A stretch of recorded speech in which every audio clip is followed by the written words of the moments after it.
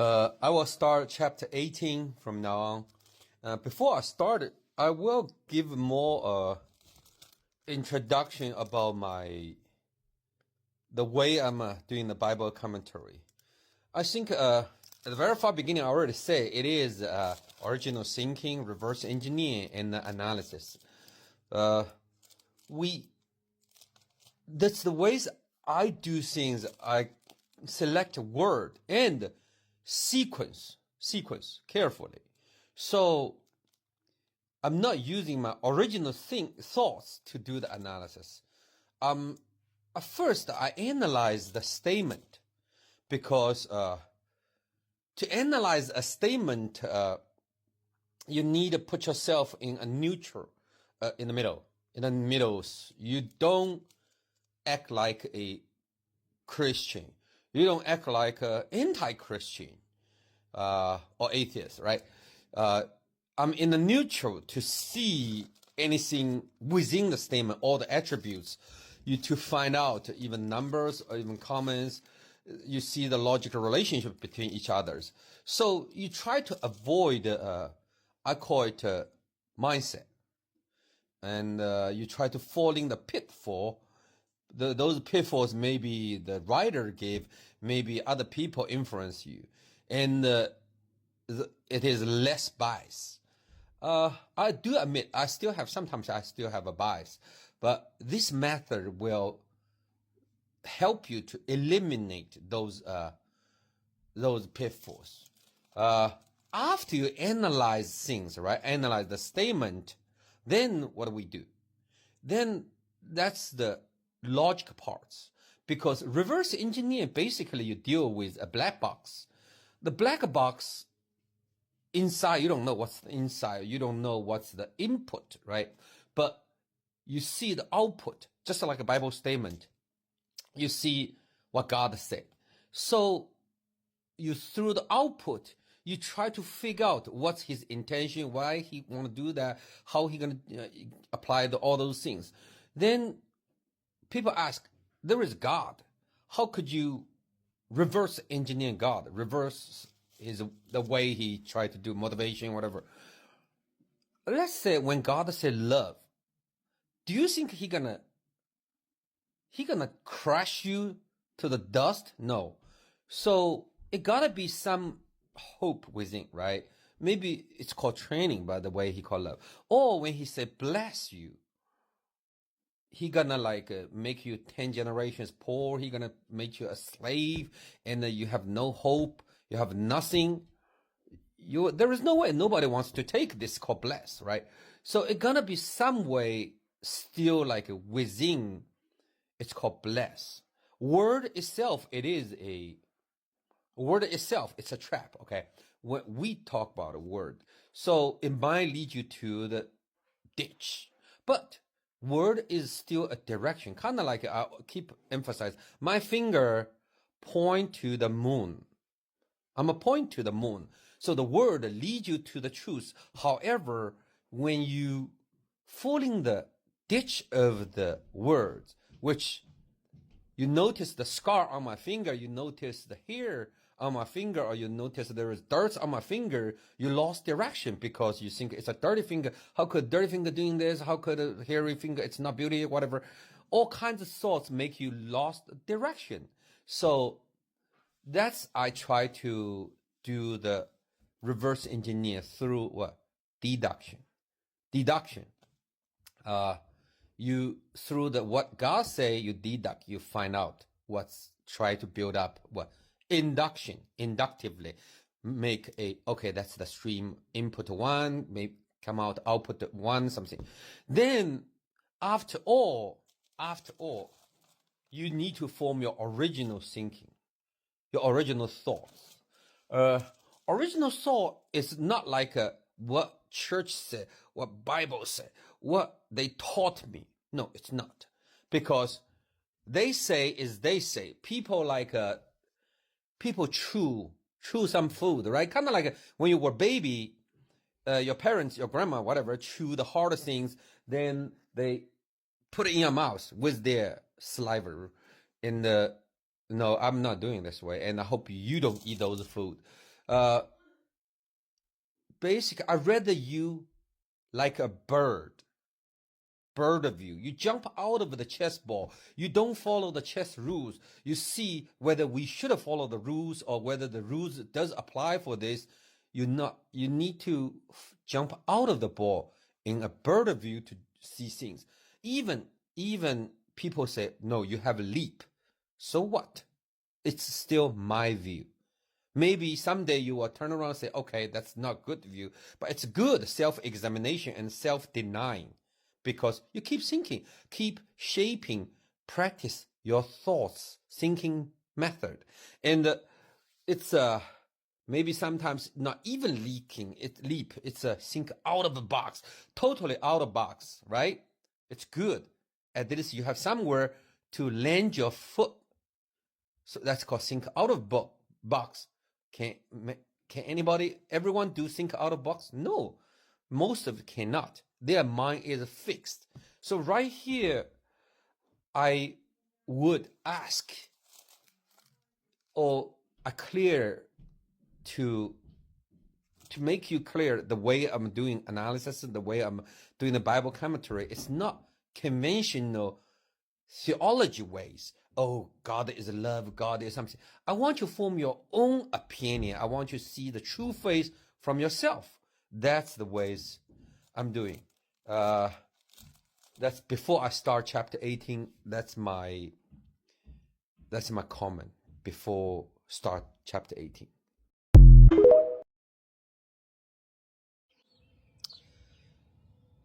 The Lord appeared to Abram near the great tree of Mamre, while he was sitting at the entrance to his tent in the heat of the day. Abraham looked up and saw 3 men standing nearby. When he saw them, he hurried from the entrance of his tent to meet them and bowed low to the ground. He said, "If I have found favor in your eyes, my Lord, do not pass your servant by. Let a little water be brought, and then you may all wash your feet and rest under this tree. Let me get you something to eat, so you can be refreshed, and then go on your way, now that you have come to your servant." Well, very well, they answered. Do as you say. In here, I noticed a couple interesting things. Firstly, it has been many years, right? Let's say Abram has been this Canaan area for 20 years, but he haven't moved a bit. The great tree of Mamre, that's where he put the stake at the very far beginning. So it must be someplace very suitable for a tribe to live.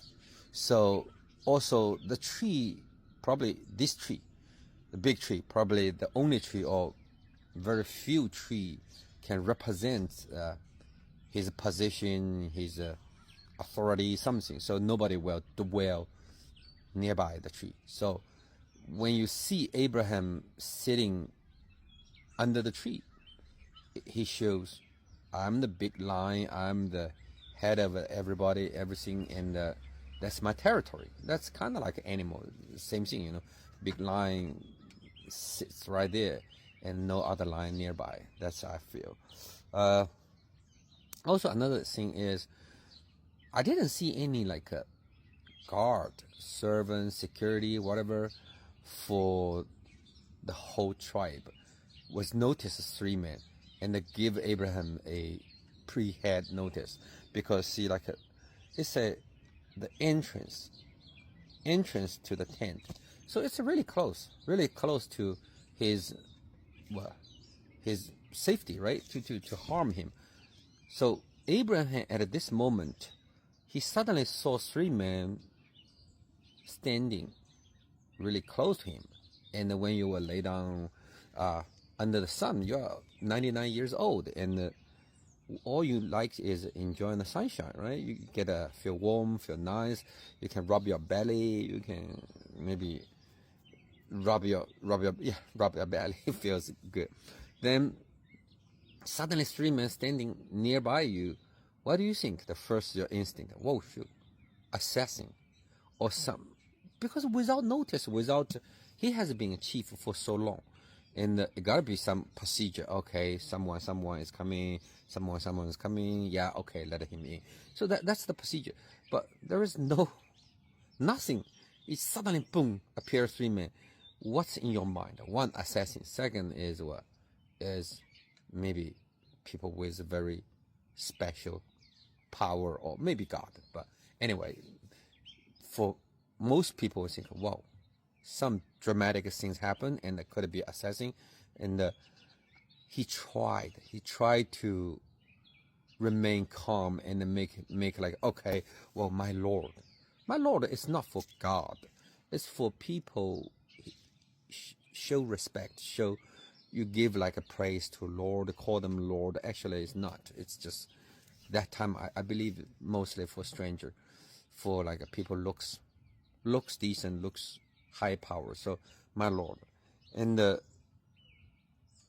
he come down himself, like, well, wash your feet and give something to eat, whatever. And you see the language, the second part is, okay, so you may rest and go somewhere if you want, go on your way.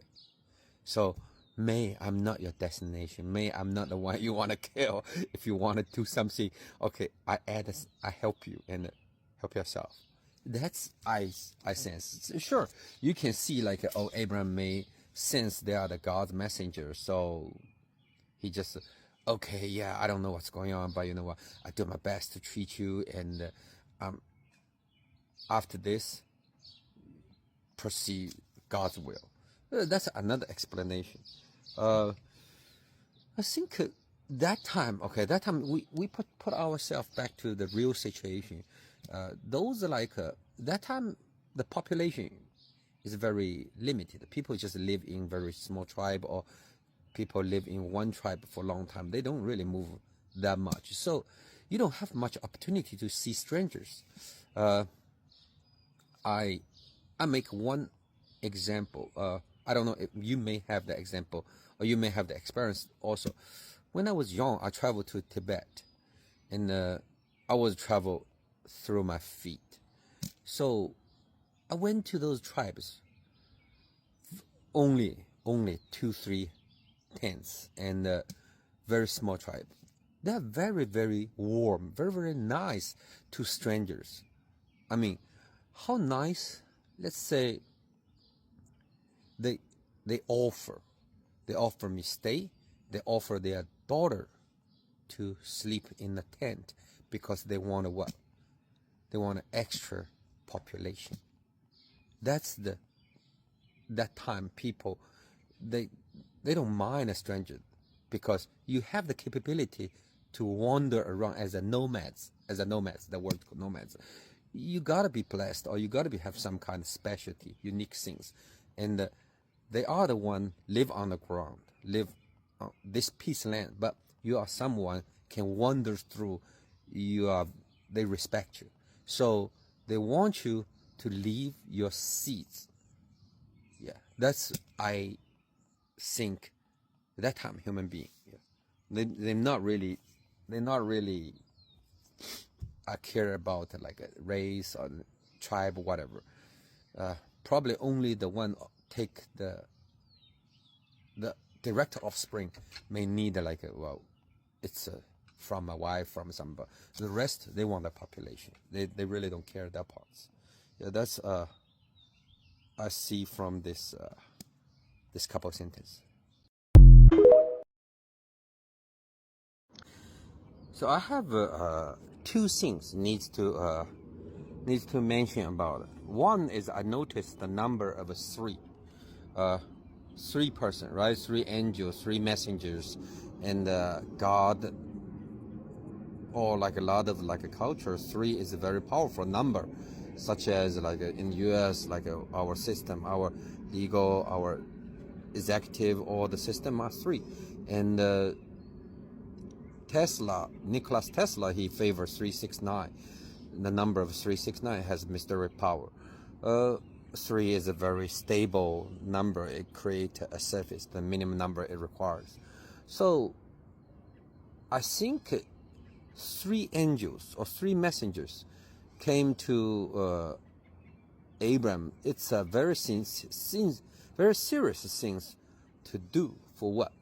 To make Sarah to get pregnant, and because it is against the nature, and it is a reboot for God for his own plan. So he need what? He need a gene sample. He need a witness. So he need even maybe technician, I think. So 3 persons, I think one probably is the one who got the gene sample, very limited gene sample from heavens, and another one probably the certify, the witness to report. Another one probably is the technician to do all the works, and to create a human, to put the gene or to do those work. It's not that easy. So that's what I think is possible. It's just hypothesis. You can call it a leap, okay? And another thing is the reaction of Abram, because first they didn't tell Abram who they are, what's the reason of coming, right? So Abram, the first reaction, he's like a bow down, make himself low. My first instinct this picture gave me is, the street people on the street, right? When they get some kind of surprise, they start to like a mumbling, start to talk stuff, start to calm down, start to slow, act really low profile, and even sometimes act dumb to gain the reaction time. Indeed, you can find a lot of those in the movie or in the real life. So my first instinct, first picture I see is Abram is just, okay, I'm a really low, put myself low, and what can I offer you? What's going on? I'm act dumb. Yeah, if you have anything to do, you know what? Just take a rest, go somewhere else, proceed. But not me. I'm not the one, right? So that's kind of the picture I have from this couple statements. Then after that, what those angels said, they knew what he think about, and nothing to do with them, what they will do. So they just go ahead, do whatever you want, do whatever you think, right? And they're gonna keep doing, maybe put the seed in Sarai, and Abraham for them is just an old man, a dying man. Basically, they just use his name as a legal purpose. That's what I think.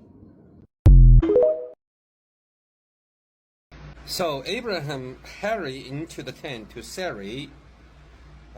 Quick, he said, get 3 sheaves of fine flour and knead it and bake some bread. Then he ran to the herd and selected a choice tender calf and gave it to a servant who hurried to prepare it. He then brought some curds and milk and the calf that had been prepared, and set those before them. While they ate, he stood near them under a tree. Right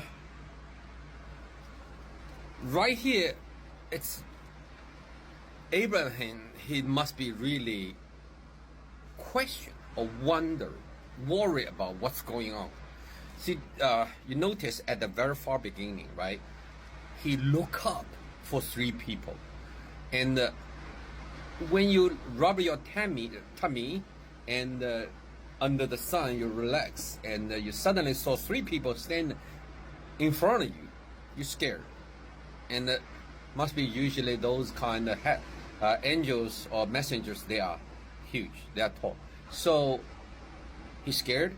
Then he look up them. It's the shock made him just make a quick action first, run towards the tent. And you know what? He didn't ask a servant to prepare the flour. Because what? Because those flowers, he didn't say, okay, make a flour, make a bread. No, he specifies that quick, use those 3 shiha, whatever, shia some flour, means really good flour. Most time I think he only used it for good people, for respectful people, whatever, something, for these kind of usage. So use those kind of flour to make a bread. And he didn't ask maid to do it. He only asked what? His wife, Sarai, to do it. So that indicates, one, Sarai, she may control the key to the storage for those kind of important material. Also, it shows what? Respect. Shows very important, like my housewife to make such bread, such dough for you, right? To show the importance and respect. Then he went to a servant to cut the calf. He select a good calf.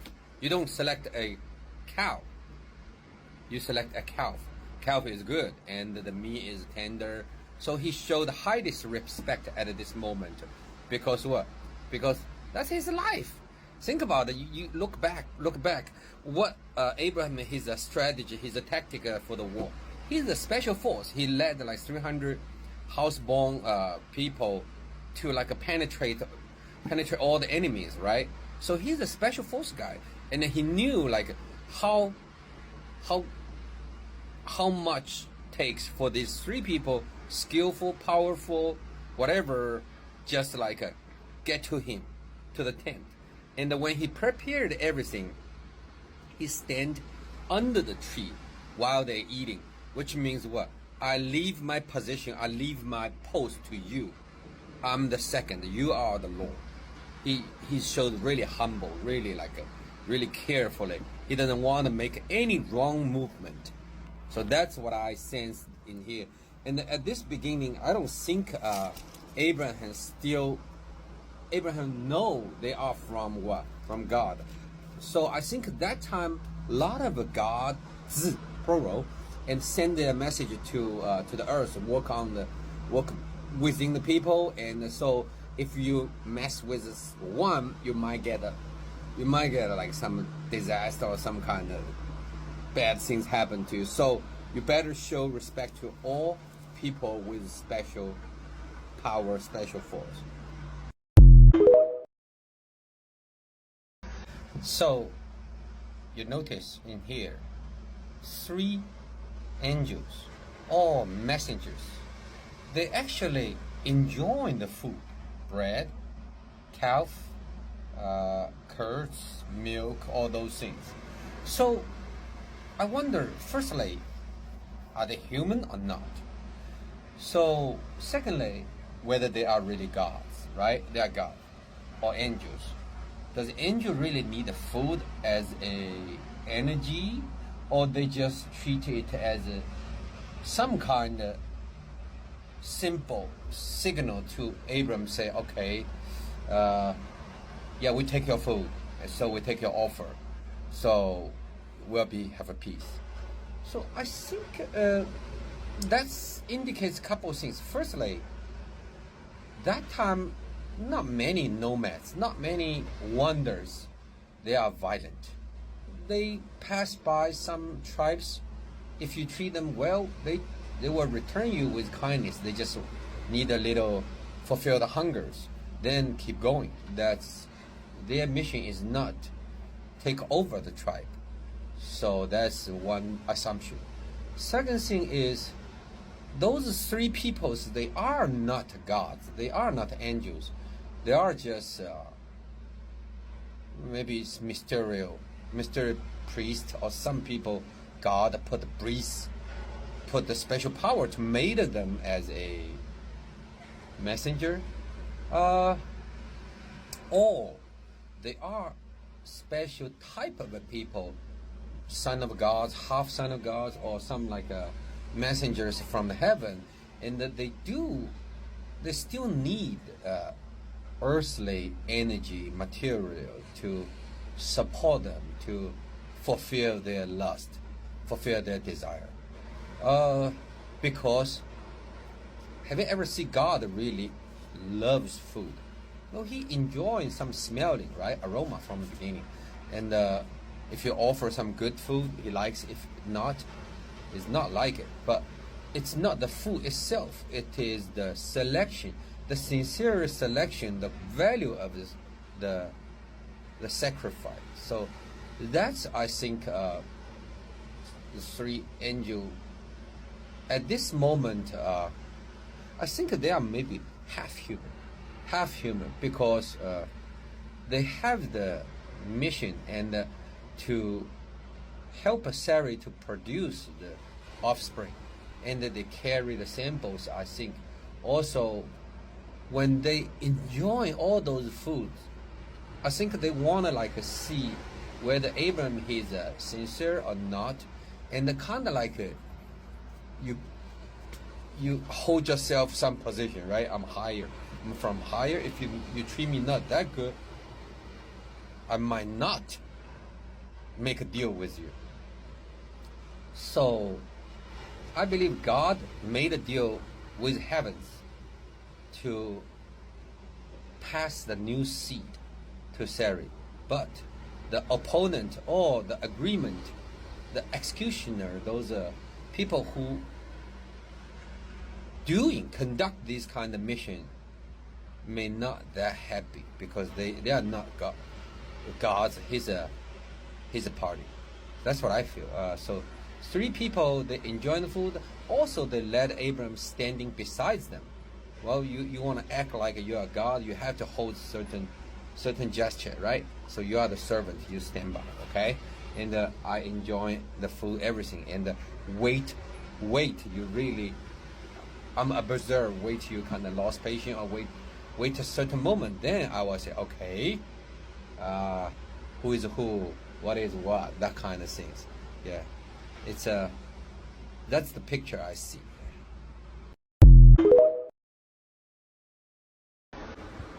Yeah, also I noticed I missed one detail, the sheet of 3 sheets of flour, and the little calf.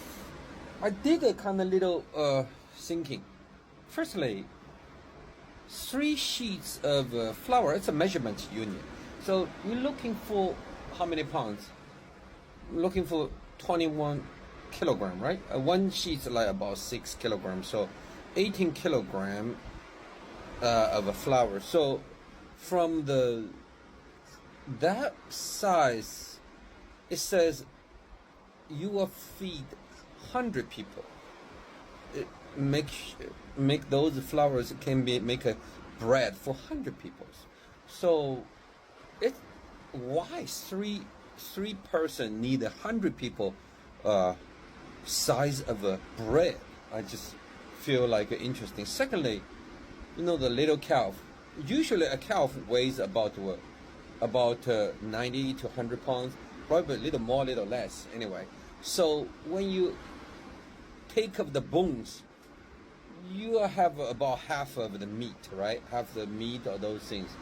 So that's like 1,800 people's meat with 40 or 50 pounds of meat and bread and milk and curds.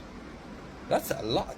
I mean, like for 3 people, how could the 3 people finish those? Even I mean, I'm talking about even you want to show respect or something, you don't have to make 100 people big feast. 3 people, you make it 20 people, 10 people, far enough, right? So there is